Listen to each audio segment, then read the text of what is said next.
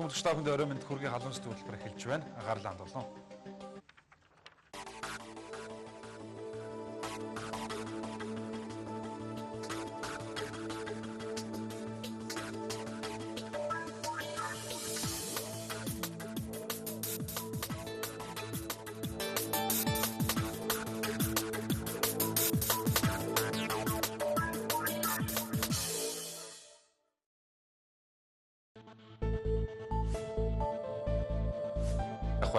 Тус байгууллага нь ямар үйл ажиллагаа явуулах вэ? Энэ талаар асуудлыг өнөөдөр нийслэлийн засаг дарга Батбул сэтгүүлчидтэй уулзалтын дэлгэрэнгүй тайлбар мэдээллийг өглөө. Энэ асуудлыг өнөөдрийн халуун зүтг хөтөлбөрөөр онцлох юм аа.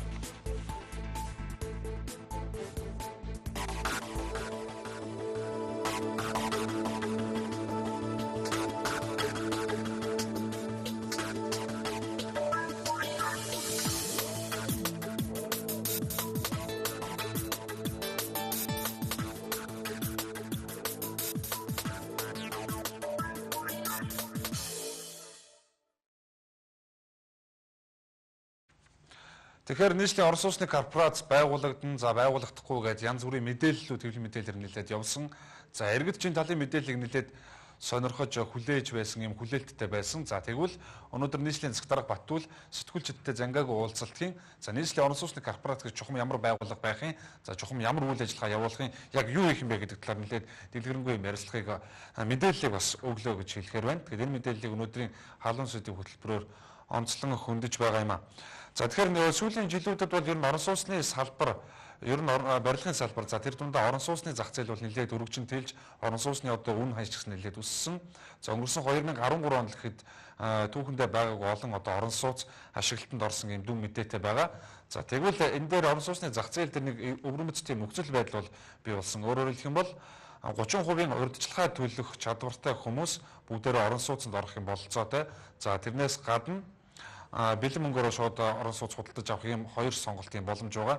За тэгвэл 3 дугаарт нь өнөөдөр урьдчилгаа төлбөр төлөх боломжгүй. За гэхдээ одоо ажилтай орлоготой тодорхой хэмжээний одоо ажил хөдөлмөр хийдэг орлоготой ийм хүмүүсийг яах вэ гэдэг асуудал гарч ирсэн. За энэ асуудлыг шийдвэрлэх үүднээс нийслэлийн орон сууцны корпорац гэдэг байгууллагыг байгуулах гэж байгаа юмаа гэж нийслэлийн засаг дарга Батбул өнөөдөр мэдээлэл өглөө. За нийслэлийн орон сууцны корпорац маань чухам ямар үйл ажиллагаа явуулах юу их ингээд цааш нь дэлгэрүүлээд аваад үзэхлээр нийслэлийн орон сууцны корпорац гэж байгууллагыг байгуулсан. За иргэдэд тодорхой саналыг бол тавьж байгаа юм. За иргэдэд тавих санал бол энэ бол тодорхойлсон одоо хийсвэрийн төсөөллөөр авсан тоо баримт мэдээллүүд шүү гэдгийг нийслэлийн засаг дарга Батбул бол онцолж байсан. За тухайлж хэлэх юм бол 30% урьдчилгаа төлөө шууд орон сууцд 8% хүүдэд зээлэнд хамрагдах боломжгүй хүмүүс 5 жилийн хугацаанд 3-аас 5 жилийн хугацаанд за өөрийнхөө цалингийн нэг 30 орчим хувийг нь нийслэлийн орон сууцны корпорацийн одоо дансанд за өөрийн нэрийн дансанд одоо хуримтлуулна.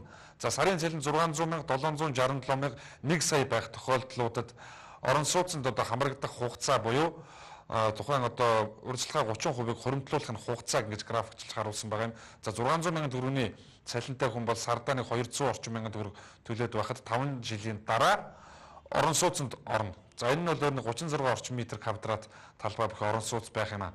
За 767 мянган төгрөгийн цалинтай хүн сардаа 30% буюу 230-40 орчим мянган төгрөгийг төлөхөд 4 жилийн хугацаанд гэх мэтлэнгээр ийм саналыг бол нийслэлийн орон сууцны корпорацаас иргэдэд тавьж байна. За 5 жилийн дараа тэр байранд орсныхоо дараа үргэлжлүүлээд 10 жилийн хугацаанд одоо 8% хүүтэй зээлэнд хамрагдсан иргэд сард тодорхой хэмжээний мөнгө ипотекийн зээлдээ өгдөг шиг яг ийм маягаар зээлээ төлөөд ингээд 10 жилийн дараагаар тухайн орон сууц тухайн иргэний өмч болох юм а гэсэн ийм ерөнхий одоо загварыг бол хэлж байгаа.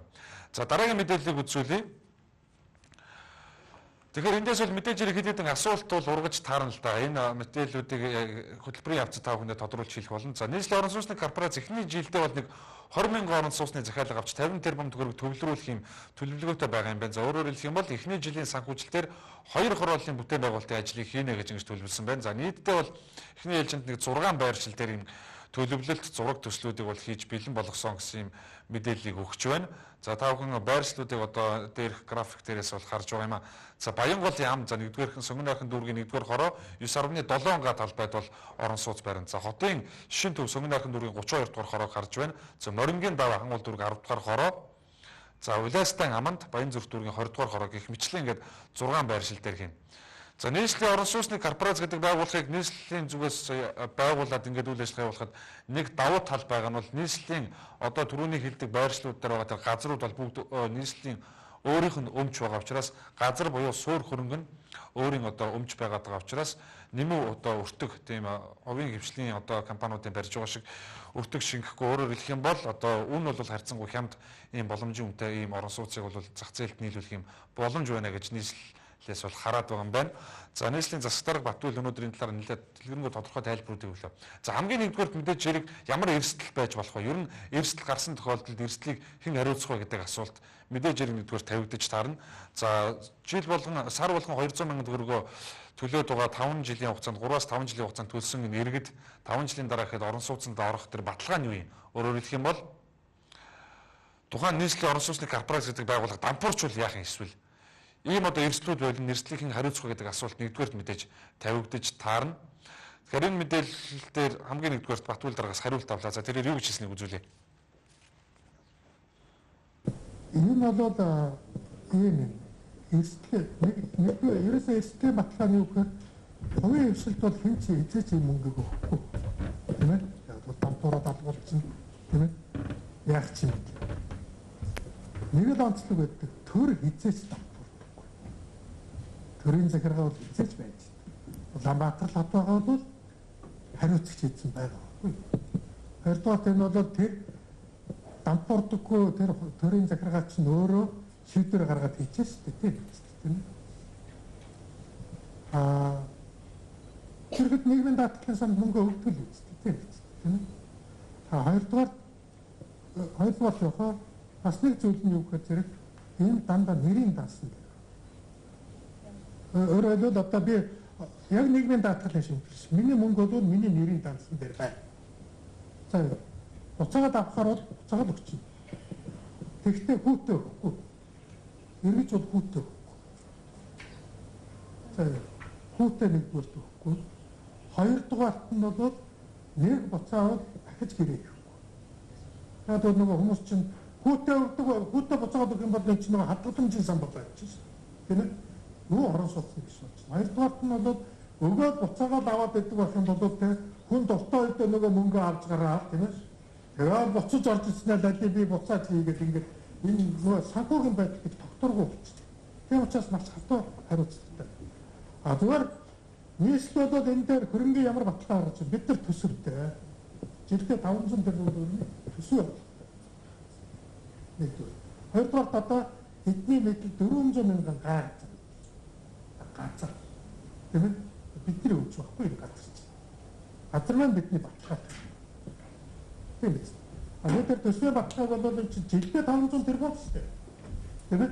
Энэ чинь зүгээр л 15 жилээр тооцоход бол юу?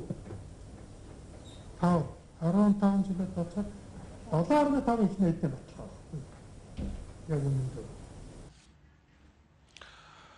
Тэгэхээр өнөөдөр энэ нийслэлийн орон сууцны корпорац байгуулагдаж байгаа үндслэл тайлбар мэдээллүүдийг нэлээд одоо дэлгэрэнгүй тавьж өглөө. За өөрөөр хэлэх юм бол нийт одоо орон сууцнд орох хүсэлтэй байгаа, орон сууцнд орох юм эрэлттэй байгаа, хэрэгцээ байгаа иргэдийн 80 орчим хувь нь л үндсэндээ нэг 30% урьдчилгаагаа төлөх юм боломжгүй яг өнөөдрийн байдлаар ийм иргэд байна. Тэгэхээр энэ иргэд рүү чиглэсэн ийм нийлүүлэлтийг бий болгохын бодлогыг бас хэрэгжүүлж болох юм аа. За энийгээ бол нийслэлийн орон сууцны корпорац гэдэг энэ байгууллагаар дамжуулж хэрэгжүүлэх юм гэсэн юм тайлбарыг өгч байгаа юм. За өнөөдөр бол нийслэл Улаанбаатар хотод нийтдээ нэг 527 мянган орчим тогтмол орлоготой юм хүн байдгаа гэсэн ийм мэдээллийг ийм судалгааг нийслэлийнхэн бол өөрсдөө хийгээд байгаа юм байна. За тэгээ энэс 150 мянган орчим хүн л үндсэндээ нэг сард 200-аас 300 мянган төгрөг төлөөд урьдчилгаа төлбөрөө буюу 30% ингээд 5 жилийн хугацаанд цугуулад төлөхөд эхний ээлжийн одоо орон сууцны хорооллуудыг босгох мөнгө санхүүгийн асуудал бол шийдэгдэнэ гэсэн ийм тооцоог хийгээд байгаа юм байна. За тэгэхээр нөгөө бас нэг асуулт дахиад тавигдчих таарна. Барилгын салбар өөрөө эдийн засагт бас ямар нөлөө үзүүлдэг ийм салбар юм бэ? Ер нь өөрөө барилгын салбар бол шууд нэг талсанд бол хэрэглээ гэсэн үг. Орон сууц тэр дундаа ялангуяа. За гаднаас орж ирж байгаа доллар бол өөрөө Монголд өнөөдөр барилгын материалаа 100% үйлдвэрлэж чадахгүй байгаа тохиолдолд барилгын материал болоод буцаад хилд аваад гараад явчихж байгаа. Энэ нь өөрөө импортыг бол шууд одоо нэмэгдүүлж байгаа юм хүчин зүйл байна гэдгийг эдийн засагчид хэлдэг. За нөгөө талдаа энэ маань өөрөө хэмжээ хязгааргүй буюу одоо нийт эдийн засгийн потенциалаас даваад ирэх юм бол өөр эдийн засагт бас сөрөг нөлөөтэй гэдгийг ерөнхий сайд асан Бямб сүрэнгээ бол нэлээд олон удаа сануулж хэлж байсан. Тэгэхээр яг энэ үндслээр асуудлыг тавилаа л өөрөөр хэлбэл барилгын салбар эдийн засагт байгаа долларыг гадагшлуулахад бас томоохон юм нөлөө үзүүлж байна. Засгийн газар бол импортыг одоо орлого, экспортыг дэмжих буюу доллар өнөөдөр Монголд дутагдаад байгаа учраас ийм хөтөлбөрийг 2014 онд хэрэгжүүлнэ гэдгээ зарласан. За тэгвэл нийслэлээс авч хэрэгжүүлэх гэж байгаа энэ арга хэмжээ маань өөрөө барилгын салбарын нийлүүлэлтийг бол шууд одоо эрэлтийг бол бас шууд нэмэгдүүлнэ. За нэг талаасаа нийлүүлэлтийг нэмэгдүүлэх гэж байгаа учраас долларын одоо валютын гадагшлах урсгал бас их хэмжээгээр нэмэгдэх юм биш үү гэсэн ийм асуултыг хотын засаг дарга Батүлд тавилаа. За тэрээр юу гэж хариулж ямар тайлбар өгсөн бэ гэдгийг үзүүлье. За одоо манай энэ хөтөлбөрийн бас гайхамшигтай үйлдэл энд байгаа. Юу гэхээр зэрэг би Америкийн Денвер, Калгаригаар Ванкуверт очиж монголчуудтай уулзсан. Анх тэд нар энэ санааг бас гаргаж ирсэн. Тэгэхээр ингэж байгаа юм. Нөгөөдөл чи одоо эх орондоо бас нэг ер нь орон сууцтай болох хүсэлтэй байдаг юм байна. Бүгдээрээ их гайхсан. За тэгээд ер нь орон сууцтай болох гэж бүгд явсан юм байна л л дээ. Тэнд ажил хийж байгаад нэг мөнгө цуглуулаад нэг 2 өрөө байлтал болох гэсэн юм байна л шүү дээ угаасаа. Тэгээ яг наашаас хэлжүүлэхээр нь одоо ах дүүнэр мэдж байгаа алга болцсон ч гэдэг үгтэй ингэж бүр зовлон болцсон сууд юм байна. Тэгээ энийг санд болгосон чи бид нар бол ерөөсөө та нар сард одоо $300 шилжүүлээд байвал тэгээд 300-аас $500 манай энэ орон сууцны санд шилжүүлэх юм бол бид орон сууцны чинь бэлдээ тавьчихъя гэсэн чинь бүр алга тушаад бүгд шилжүүлэх гэж байна. Тэрвээ гадаадд байгаа иргэд маань одоо бид даруух нар бодъё л доо. 100 мянган иргэн сар бүр одоо $300 шилжүүлэх юм бол сартаа 30 сая доллар. Хэд болж жоохон фантазич шүү дээ 30 сая доллар. Жилдээ 360 сая доллар. Зах зээл дээр жилдээ 360 сая доллар ирээд нийлүүлэхэд энэ ханш бол зүгээр одоо нэвсэтлэл унаад гэх шүү дээ ерөнхийдөө. За нэвсэгээ байдаг. Ханш бол тогтвортой байна. Өөрөөр хэлбэл бид нар гадаадад ажиллах хүч гаргасныхаа хэргийг одоо гаргаж авах гэдэг шүү дээ. Нөгөө валютын нааш нь авах гэдэг шүү дээ бид нар чинь. Тийм шүү дээ. Нэрийнхэн дансаар. Гэтэ мэдээж нэрийн дансан дээр юм байна. Бас бид нар энэ борлуулалтаа ингэж хийв бид нар бол. Тэгэхээр өнөөдөр бол төрийн орон сууцны корпорац гэж байгаа. За төрийн орон сууцны корпорацийн зүгээс төрийн албан агчид болон за бусад хүмүүсийн 30 орчим хувийн урьдчилгаа төлбөрөөр төлөөд жилийн 6-аас 8% хүүтэй юм зээлд хамрагдах боломжийг бол өмнө олгож байсан. За гэхдээ бас хэд хэдэн юм шалгууруудыг бол тавьж исэн. Өөрөөр хэлэх юм бол заавал төрийн албан хаагч байна. За эсвэл одоо ийм байна тиймэр гэдэг шалгууруудыг бол тавьсан. За энэ төрийн орон сууцны корпорацийн үйл ажиллагаа бол нэлээд бас амжилттай ингэж хэрэгжсэн гэж бас хэлж болохоор байгаа. За тэгвэл нийслэлийн орон сууцны корпорац буюу нийслэлийн зүгээс байгуулах гэж байгаа аж ахуйн нэгжийн маань үйл ажиллагаа чиглэл нь төрийн орон сууцны корпорацтайгаа хэрхэн аж зөрж байгаа юм. Өөрөөр хэлэх юм бол яг ижилхэн чиг үүрэгтэй юм хоёр байгууллага бий болчихж байгаа юм биш үү гэсэн асуулт мэдээж хэрэг тавигдаж таарна. За үүн дээр ямар хариулт өгсөн бэ гэдгийг үзүүлээ. Ер нь бол төрийн орон сууцны корпорац гэдэг маань өөрөө 30% урьдчилгаа төлбөртэй буюу за тодорхой хэмжээний хуримтлалтай одоо энэ хүмүүсийг бол чиглэж байгаа учраас нийслэлийн орон сууцны корпорац энэ асуудлыг хамаарахгүй өөрөөр хэлбэл 30% урьдчилгааг бүрдүүлэх боломжгүй иргэд рүү чиглэж байгаа учраас засгийн газрын одоо төрийн орон сууцны корпорацтай үйл ажиллагаа чиг үүрэг нь бол давхцахгүй юм а гэсэн ийм тайлбарыг өгч байна. Энэ лангуун дээр бүх төрлийн бараа гараад ирж байгаа байхгүй юу? Тийм ээ. Чи цалингаараа авъя гэж байгаа бол нийслэлийнхээс ав. Тийм ээ. Хоримтлуулсан мөнгөө одоо орё гэж байгаа бол засгийн газраас авч. Илүү гой лагшри одоо орон сууц гэж байгаа бол хувийн дээр очиж авч. Тийм ээ. Бүр чадахгүй бол бас нийслэл түрээсээ орон сууц барина. Бид нар энэ дотроо бас түрээсээ орон сууц барина. Өөрөөр хэлбэл бид нар энэ чинь нөгөө сандаа төсвөөсөө мөнгө нэмэн тэр төсөв бол зөвхөн түрээсээ орон сууц барина. Тэр төсвөр бол. Тэрнээс бүр шимтгэлээр барихгүй шүү дээ тэр чинь түрээсээ. Шимтгэлээр барьсан орон сууц эргэд заавал тэр хүний хувийн өмч болох байхгүй юу? Урьдчилаад мөнгө ил авсан байна. Урьдчилгаа төлбөр авсан учраас. Тэгэхээр бол одоо зах зээл дээр бүх бараа ижил одоо бүх юу шүү дээ сонголт байж гэнэ гэсэн.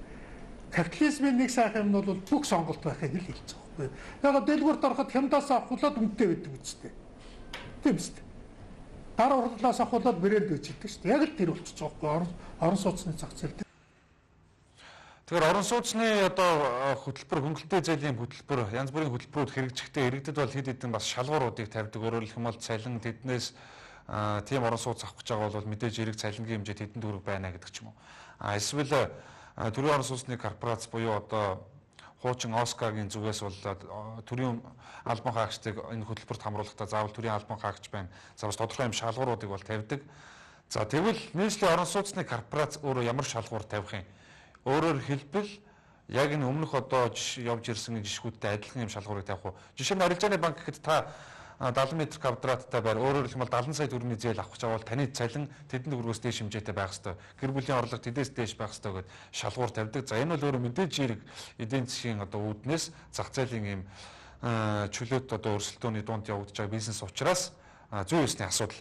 За тэгвэл нийслэлийн орон сууцны корпорацийн зүгээс тавих гэж байгаа иргэдэд тавих гэж байгаа тэр шалгуурууд нь чухам юу байх юм бэ? Яг онцгоос ямар шалгуур байх юм бэ гэдэг асуулт эндээс тавигдаж таарна. Ингээд энэ асуултанд хотын засаг дарга юу гэж хариулсан бэ гэдгийг үргэ. Сар бүр тогтмол мөнгөө л өг. Ганцхан шалгуур. Өөр юу ч чи тэр анх байсантай байсан уу, байртай байгаагүй юу? Одоо тэр 30% л харна л гүйцээ. Нийгмийн даатгал дээр хамаагүй. Өөрөөр хэлбэл хөдөөний малчинцтай гэж бол. Зүгээр сарвар л өгөөд. Тэгэл болов. Орон сууц мууцтай үгүй нь ерөөсөө хамаа байхгүй.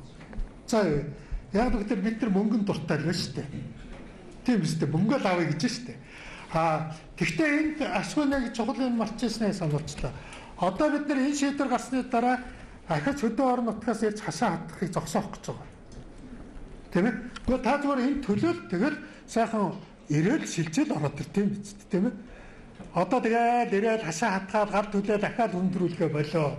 Ер нь бол уг нь манай хотол тэгддэг болохоос бусдад бүгд ингэдэг байхгүй юу? Инженерийн сугамд холбогдоогүй сууц орхийг хориглдог байхгүй хотод. Бид нар чадахгүй шүү дээ. Одоо байгаагаар нь хязгаарлаж. Тэгээд энийг ирээл оролдоо тийм биз дээ. Мөнгөө сайхан төлж байгаа л ороод. Дээрээс нь яаж ийм вөхөр тэтгэр тарах гэж байгаа өгж болно. Өв залгамжлагчаа заа гэж байгаа юм.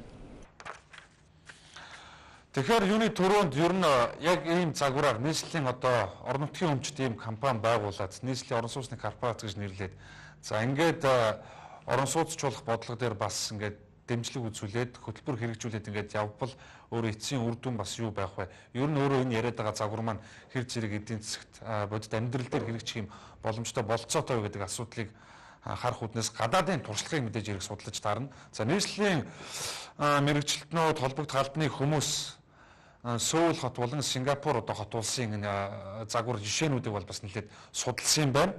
За өөрөөр хэлбэл Сингапур бүгдээр Солонгос улс Сөүл хотууд бол эрх баригчдын бодлогоор бас орон сууцчлахын бодлогыг бол нэлээд амжилттай хэрэгжүүлсэн юм жишээ байна гэж тэд бол үзсэн байна.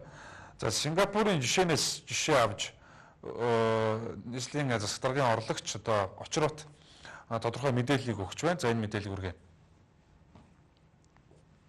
яг одоо манай хувийн хөвшил бид нар ч одоо орон сууцны нэгдсэн бодлого гэдэг нэг хөтөлбөр гаргаад хувийн хөвшил хэрэгжүүлгээл хайчаад байгаа байхгүй. Яг ийм бодлогоор яваад 27 жилд ерөөсөө маш цөөхөн орон сууц барьжээ. Тэгээ ингээ яасан гэхээр одоо 1969 оноос хойш HDB буюу Сингапурын орон сууцны хөгжлийн зөвлөл гэдэг ийм байгууллагыг байгуулсан юм байна. Энэ байгууллагын үндсэн зорилго юу байсан гэхээр хямд өртөгтэй орон сууцыг вагон хугацаанд хурдан барих гэсэн ийм зорилттой байсан. Энэ орон сууцны байгуулагдаад 45 минутанд нэг айлын орон сууцыг барьж исэн юм байна. 45 минутанд нэг айлын орон сууц. Ингээд ирсэн чинь энэ байгууллага нийтдээ эцсийн эцэд үр дүн юу болсон бэ гэхээр нийт 949,285 айлын орон сууцыг барьж Сингапур улсын хүн амын 80%-ийг 80-аас илүү хувийг нь орон сууцчлуулаад энэ нийтийн орон сууцнд амьдарч байгаа иргэдийнхээ 95%-д нь орон сууцны өмчлөд өгсөн. Өрдөө түрүүн дарга хэлээд байгаа тэр хэлбэрээр яасан гэхээр өөрийнхөө сард төлж чадах төлбөрийнхаа хэмжээгээр л орон сууц авах. Нэгдүгээр завьсан зарчим байна. Хоёрдугаарт нь нийт манай иргэд өнөөдөр энгийн түрүүн бид нар 36 м квадрат орон сууц гэдэг юм ярьлаа шүү дээ. Тэрүүн шиг өнөөдөр манай иргэд ямар орон сууцыг худалдаад авч чадвартай байгаа юм бэ гэж. Өнөөс бид нар 100 мянгаыг дэвшүүлээд явсангүй 40 мянгаыг явуулаад ерөнхийдөө биелэлээ гэж ингээд дууссан шүү дээ. Сингапурын жишээг дурдахад ийм байгаа бол за бүгдээр Солонгос улс за тэгээд дундаа Сөүл хотын одоо жишээг бол бас нэлээд судалж үзсэн байна. За Сөүл хотын жишээг дурдахад ер нь бол Сөүлийн орон сууцны корпорац гэж бас яг юм байгууллага байдаг. За энэ байгууллага нь орон сууцны нөхцөлийг одоо докторжуулах, иргэдийг хямд өртөгтэй орон сууцаар за хурдан түргэн хугацаанд одоо хангах ийм бодлогыг бол нэлээд дээхэн үеэс бол хэрэгжүүлж ирсэн. За энэ бодлогын хэрэгжилтийн үр дүн өөрөө ямар байсан бэ гэдгийг хэдэн тоо баримтаар үзүүлээ мэдээлье гэж бодож байна. За орон сууц нийлүүл ашиглагтай холбоотой үйл ажиллагаа зэрэг одоо Сөүл хотын иргэдийн амьдралыг сайжруулахын зорилгоодыг бол өмнөө тавьж байсан байна. За энэ нь бол нийтдээ нэг 31 дүүрэгт нийтдээ 11 сая 415 мянган метр квадрат талбайг орон сууцны барилгын зориулалтаар бэлтгэж үйл ажиллагаа явуулсан байна. За хүрсэн үр дүн гэвэл за нийтдээ нэг 949,285 орон сууцыг барьж тус улсын одоо хүн амын 80-аас илүү хувийг орон сууцчулсан. За нийтийн орон сууцнд амьдарч байгаа иргэдийн 95% нь орон сууцаа одоо өмчилж авсан гэсэн ийм мэдээллийг өгч байгаа юм. За энд бол Сөүл, Сингапур одоо энэ улсуудын жишээг, хот улсуудын жишээг ингээд авахад манай нийслэлтэй бас ингээд харьцуулаад үзэхэд бол нэг давуу тал нийслэлийн орон сууцны корпорацтар бол бий болох юм байна гэдэг нь мэдээллийг өгч байгаа. Юу гэхээр Сингапурт жишээ нь Сөүлд бол газар худалдаж авна гэдэг бол өөрөө бүх газар одоо хувийн өмчтөр хувийн өмч рүү шилжчихсэн байдаг учраас тухайн хотын засаг захиргаанд газрын мэдэл байдаггүй. За энэ ч үүднээсээ бол газар худалдаж аваад ингээд орон сууцчлуулах бодлого гэдэг бол нэлээд тийм хүндрэлтэй одоо байдаг бол за харин манайд бол харин давуу талтай нийслэлийн одоо мэдэлд өнөөдөр бол өмчлөгдөөгүй маш олон одоо хэмжээний барилга барих газрууд нь бэлэн байгаа гэсэн мэдээлэл өгч байгаа. За энэ нөрөө хотын одоо баруун зах, зүүн захуудаар бол байгааг 5 хүн түрүүн газрын байршил дээрээс харсан. За энэ нэг талдаа бас хотын одоо хэд төвлөрөл төвдөө бүгдөө ингэ шамбаарладаг энэ бодлогын бол бас бодлогыг хэрэгжүүлэх үүднээс бас тус дэмтэй болно гэдэг зүйлийг хэлж байгаа. За газрын үнэлгээг засгийн газар болон газрын эзэн одоо тусдаа хийгээд ингэ явчихдаг ийм жишээ байсан бол за энэ бол өнөөдөр үндсэндээ бас арай өөр хэлбэр рүү орох юм нөхцөл байдал үүсэж байна гэсэн мэдээллийг өгч байгаа юм. Нийт 4.5 сая айлын орон сууцыг барьж ашиглалтанд оруулсан буюу Солонгосын иргэдийн 4.1% орон сууцчулсан ийм туршлагатай байгууллага юм. Энэ Солонгосын орон сууцны корпорац. Тэгэхдээ энэ Солонгосын орон сууцны корпорац гэдэг байгууллага бол Солонгосын бүх муж бүс юу байдгийг одоо дагуул хот мот тэр бүгдэнд нь орон сууцны бодлогыг хэрэгжүүлдэг. Өөрөөр хэлбэл манай төрийн орон сууцны корпорац байхгүй. Тэгээд Солонгосын засгийн газар орон сууцны тусгай фонд гэдэг байгууллага юмтай. Тэр фондноос энэ байгууллага руугаа тодорхой санхүүжилтүүдийг өгч байдаг. Мөн энэ байгууллага өөр яадаг ихлээр тэр аж үйлдвэрийн төслүүдийг хэрэгжүүлдэг, өөр юу гэдэг тийм юмсуудыг хийдэг. Дээрээс нь Солонгосын орон сууцны бодлогын нэг юу гэхээр одоо орлогоор үнэхээр юутай хүмүүст бол барьсан өртгөөс багаар үнээр өгдөг. Боломжийн одоо цалинтай ингээд төлөөд байх хүмүүстээ бол өөрийн өртгөөр нь өгдөг.